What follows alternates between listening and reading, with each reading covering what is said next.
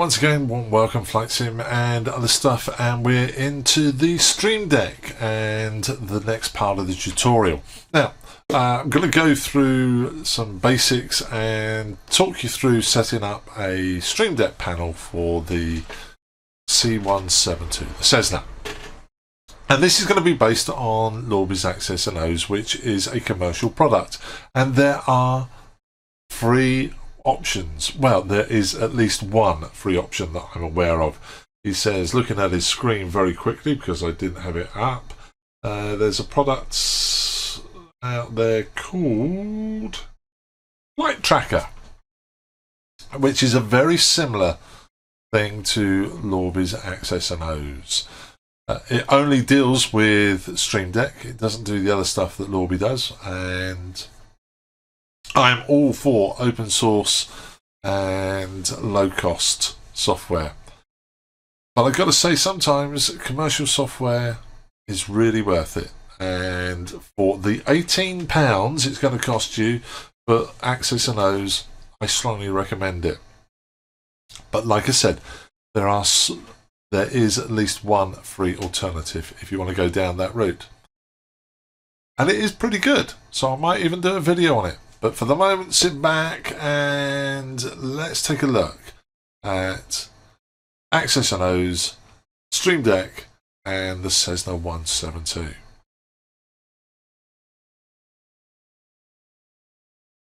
Okay, welcome to the next episode of how to use the Elgato StreamDeck with Microsoft Flight Simulator. I'm going to show you what we're going to end up with, and then I'm going to take you through the basics of how to set up a StreamDeck to control an aircraft's buttons and rotaries if need be. So here we are, we're in the Cessna 172 and it's cold and dark.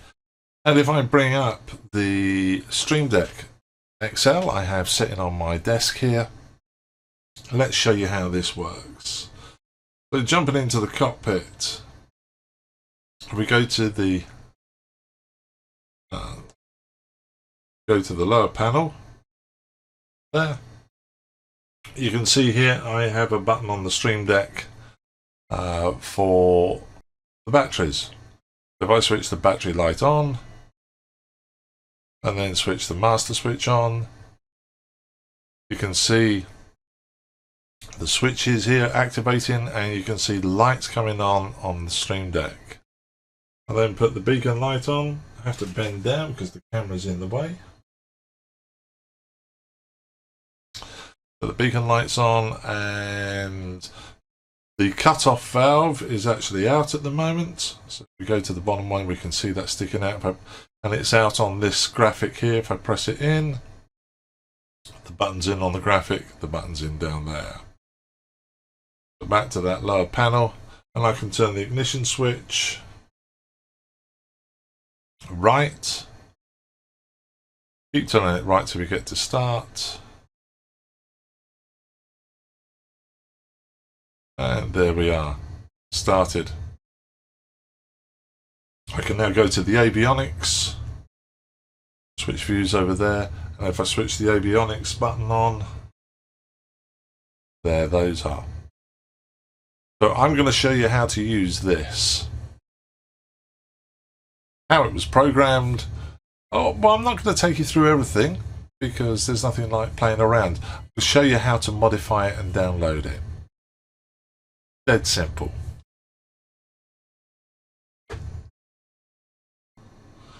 Okay, the first thing you're going to have to do is download a couple of pieces of software, and this whole exercise is based around Lorbe's Access and O's.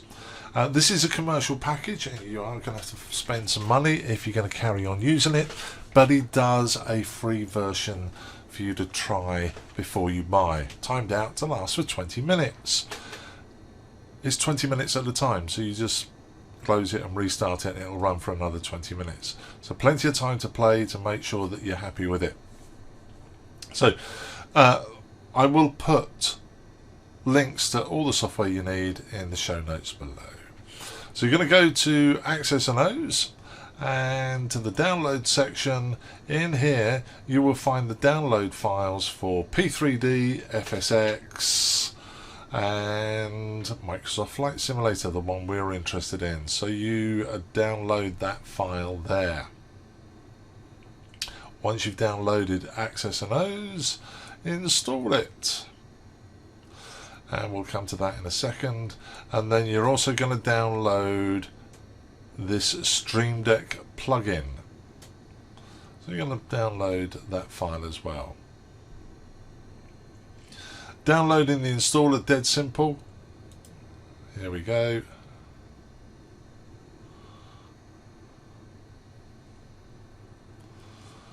And then it is a zip file, so we'll open up the zip. And there it is, double click on it.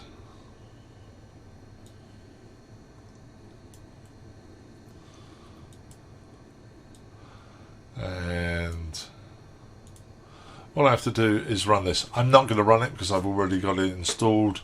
I've got the paid version and I don't want to overwrite it. Once you've installed it, it will put a shortcut on your desktop and you must run this as administrator.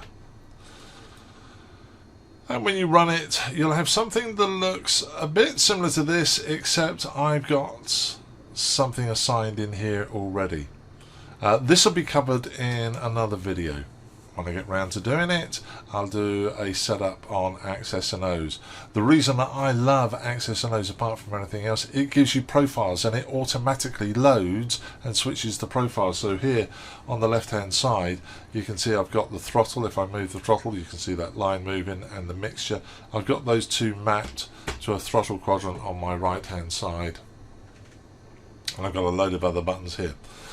This is covered in another episode.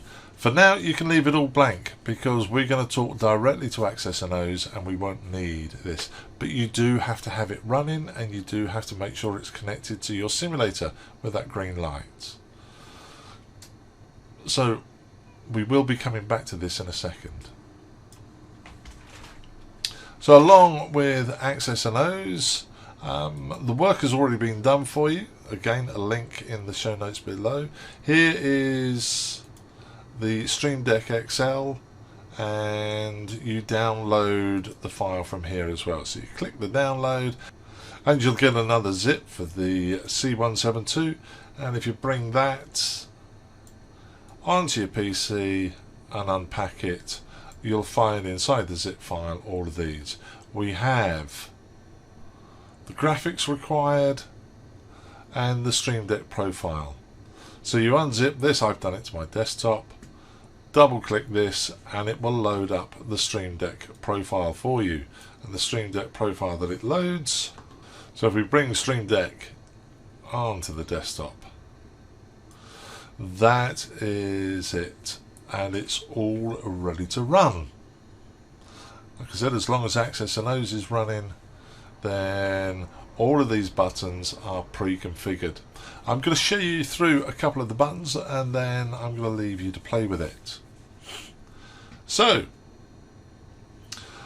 if you've loaded Access and O's right, you will have an Access and O's in your actions on the right hand side. Just a quick tip for StreamDeck: if you're just working with one set of actions, to make life easier for you, go to this burger menu up here and switch off those that you're not working on. So normally you'll see, let's just switch a load on. You'll see something like this, and it gets a bit busy and a bit overpowering sometimes. So I focus on what I'm doing. I'm going to switch off the skills or action sets that I'm not interested in. And now we've just got the Lorbe's Access and O's. And that's what these are. And if I was to click on one of these buttons, so I showed you the battery switch. So if we click on the battery switch, down here you can see, first of all, there are two graphics. There is a graphic for the off status, and you can see the button is in the down, so the switch is in the down position and there's no green light. And if I click here, the light is on and the switch is depressed. So how I change this, so you click the down button, set from file, and then choose the graphic that you're going to use. So the off position is going to be that graphic. Move that out of the way. And then I go to the on position by pressing that little dot there. And the graphic is already there, but of course you go set from file, you find the graphic that you want, and away you go. And there are all the buttons laid out for you. Some of these buttons take you to a subgroup. So this button here, if I click on it, you'll see it is actually 18 items underneath this one. It's a folder. More about that in a second. But if I click the right arrow, there's the folder, and you can see there's the Garmin 530. These buttons aren't working. They're there for show at the moment. I don't need them anymore because I've got rotary encoders, but they're just there to make it look right. All these other switches are working.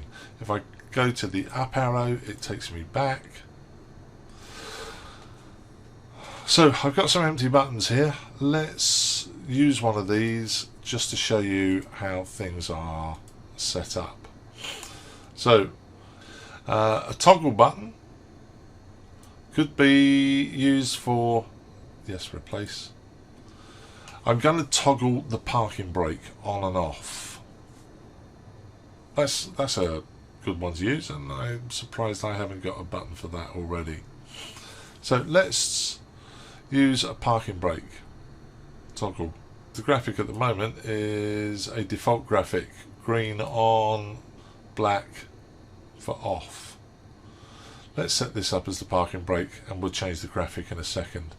So I need to write an event. Now this is where it gets a little bit, ooh, don't worry, just follow. Bring access and O's on, and we're going to assign a button. We're not actually going to assign a button. I need to know what the variable used in the simulator is, and how do I find it? So if I click the plus button down here, and you'll get this other pop-up window appear, which allows you to assign a button. I'm after the key down event. So when I press the button, what happens? And if I click down here, we get a list of simulator events. Some of these are scripts that I've loaded from other contributors on the flightsim.io. So I'm not going to look into any of those, but here's everything in here. Now, this is covering all simulators. So, not everything in here applies to Microsoft's Flight Sim 2020, and some of the 2020 stuff here, of course, doesn't apply to FSX or P3D. If you're looking for parking brakes, probably the easiest way to find it is just put in here parking and apply the filter. So the list is a lot shorter now. So we got aircraft fuel system. If I open up that tree, request fuel, the aircraft must be, that's why it's picked that one up. Miscellaneous systems, parking brakes, toggle on and off. Miscellaneous events, toggle the jetway, undocumented parking brake set. I'm going to try this one. I've got to say a lot of this is trial and error, because Flight Simulator 2020 is not, how can I put this? It is a work in progress, shall we say, particularly for some aircraft. So some particular aircraft might have another way of doing it. But we're working with the default one at the moment, so this should work. So I need this variable. And the easiest way to get this variable into the StreamDeck is just to right click on it, because that will have copied it. Now I can get rid of that. I can close that. I can cancel that and get that out of the way. And down here, the event I want to write, right click and do Control V to paste. And we're going to send a 1 to switch it on. And if I click submit, that button should be working. So let's find the simulator, go down, and I'm going to press that parking brake button on my panel, see if it works. Parking brake on, and if I bring the StreamDeck over for you, lights on. If I press the StreamDeck, it's a waste of time pressing this button here because it just of course when I press the button here with the mouse it'll just bring up the config for it. So button pressed, button released, button pressed, button released. So there's my parking brake. Not too hard. Want to change the graphic for it? Make it a switch? No problem. Let's go to the down arrow. Set C172. And are we doing the off one at the moment? Yes. So the off is the switch down. So I select open. And now I go to the on position. And I select from file. And go to on. And then if I put park up here, it's in red, it's in the middle, I want it in white. So I select white, sorry, I select white from there, click OK, and we put it at the top. I've got the title in the on position, and I've got no title in the off position, so I should put park in there as well. Select the colour, white, OK. And now we have parking brake off, parking brake on. And some of you have probably already realised I could change the words. So the word in the off position says park, and in the on position I could put a return in there and put on. And now the switch will go park on and then off. Just use your imagination how you want to use that. So that's how I set a parking brake, and we've added that to the system. There's some other tricks I've done here as well. So if we look here at the Garmin 530 picture there, when I press on that, there is no configuration. This is a folder. So this is a StreamDeck folder taken from the StreamDeck skill set. Let's bring that up here. Put that on. So StreamDeck folders, if I stick that in there, when I click on the folder, it gives me a blank screen and an automatic return to the top level. So get rid of that one, delete. I have a StreamDeck folder here, and if I go to the items that are in that folder, there you can see the Garmin. And again, if I was to click on any of these, the OBS doesn't work because there is nothing for the OBS. If we go to the message button, right, this is a different type of variable I found here, and so is this one. These are H variables, H for HTML, whereas if we go back to the button I've just programmed, these are Ks. Not sure what the K stands for, but I'm sure someone will tell me. So the H variables are HTML variables, and this is the way ASBO are now programming some of the new stuff in Flight Simulator 2020 rather than use LVARs and other variables. How do I find them? Well, let's go back here. We'll click the plus button again, and the down, bring the simulator event in, and scroll down, and here we'll find somewhere HTML variables. And if I open this up, this is specific now to the Flight Simulator 2020, everything that's in here. And you can see some stuff here that's being used by the A320. Not all of these are actually used by the fly-by-wire. Lots of changes happening with the fly-by-wire, and it's hard to keep up to it. There is a fly-by-wire A320 StreamDeck profile available at flightsim.to. Needs a little bit of work doing to it because some of the buttons are no longer working. Again, I will share on my channel in the next couple of weeks a working version of that for you to download. That's if it doesn't get updated by the original creator. But scrolling down here, so you can see this is the A320, and there is the Garmin 1000. Scrolling down and down and down and down and down, there's the 3000 unit, and keep going. There's the 530. Oh, that's the 430. There's the 530 there.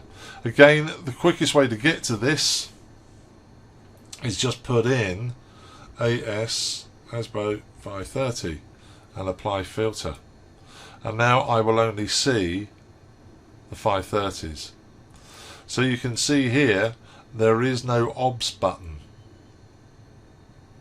There is a enter button, direct to, message, menu, procedure. Oh, there is an OBS button. I didn't see that before. So we'll right click on the OBS button. That copies it to the clipboard. I can close that, I can close that, I can move that out of the way. I can go to the OBS button in here. There's the OBS button. Nothing in there at the moment, so click Control V, and this is a H. Submit. Don't forget to submit. So the OBS button now works. I should upload that. Flightsim.to. Message button, flight plan button, VNAV button. So they're all there. I'm not going to go through every single button. Like I said, the best way of learning is to play. So the work is all done there for you. There are some gauges here. These actually work. These were taken from Elgato's default. And I think if I still got the web page open, scroll down, he's put some default gauges in. So I've just borrowed those, I believe, and put those for the fuel left and right, for the pitch, and for the flaps indicator.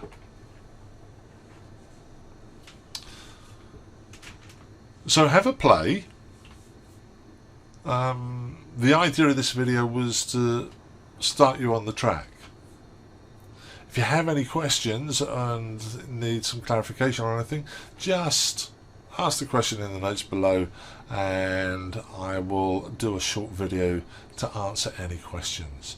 Until then, I've got to go off and work on the news. A bit light at the moment, and I've got the A320 and I've got the access and those video. It's a real busy time, but hopefully I'm going to get a chance to fly a plane. Enjoy your flying, and I hope to see you soon. Until then, as usual and as always, take care.